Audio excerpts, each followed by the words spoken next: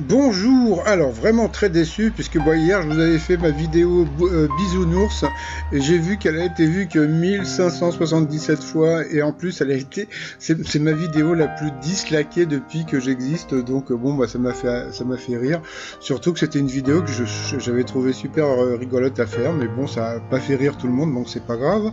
Sinon, alors j'ai eu un message. Bonjour, j'ai une question pour votre prochaine vidéo dont vous pouvez parler si vous le souhaitez. Est-ce que vous avez déjà communiqué avec Jean-Luc Reichmann? Alors, je n'ai jamais communiqué avec Jean-Luc Reichmann et je ne veux pas le faire parce que, bon, vous savez, c'est un peu comme les journalistes qui sont un peu copains avec les hommes politiques. Je considère qu'après, c'est difficile de les critiquer. Donc, voilà.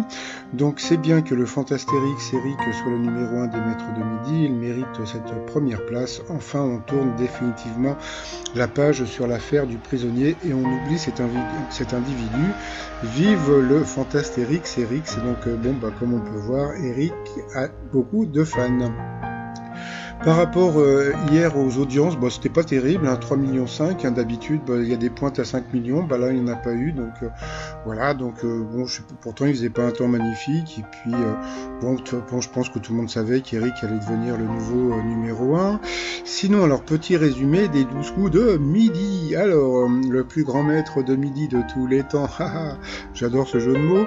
Alors, bon, bah, ça y est, donc maintenant, avant, il nous faisait le petit signe de la victoire, maintenant, il nous fait le cœur, donc voilà, donc c'est fini le côté Fort Boyard. Dans la famille d'Eric était venue en visio, donc c'est toujours un plaisir de voir sa petite fille Justine, je crois, qui est trop, trop, trop mignonne. Papa, t'es le meilleur, on t'aime fort, voilà, etc. Bon, passons. Allez, au coup d'envoi, une question difficile. Quel paysage côtier fait la renommée d'Étretat?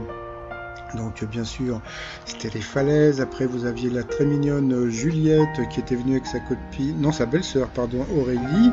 Alors, quelle célèbre série devait s'appeler à l'origine Les Expulsés? Donc c'était la Casa des Papel.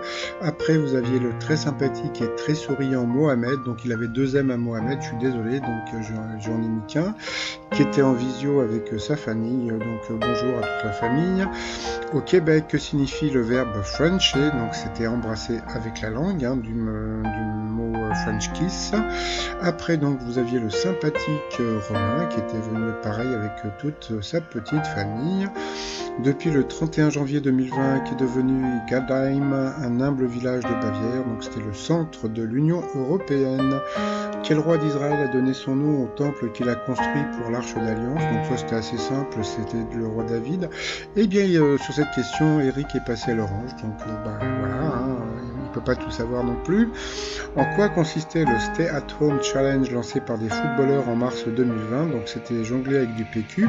J'en avais parlé déjà sur ma chaîne, puisque comme on peut voir, ça, c'était le fils Zidane qui avait jonglé avec du PQ. Si on avait donné le nom de son découvreur Proton, comment aurait-il dû s'appeler? Donc c'était le Prouton. Donc sur cette question, Mohamed est passé au rouge.